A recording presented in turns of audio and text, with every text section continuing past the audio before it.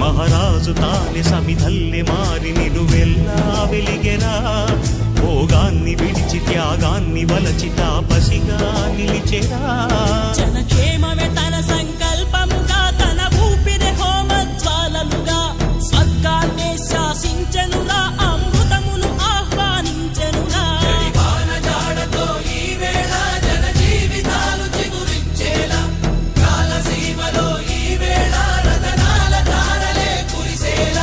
కల్లు కల్లు మని సిరిమూవల్లే చినుకే చేరగా, జల్లు జల్లు మని పులకింతల్లో పుడమే పాడగా, హరివిల్లు ఎత్తి కరిమబ్బు వాన బాణాలే వేయని, నిలువెల్ల మంచు వడగళ్ళు తాకి కడగ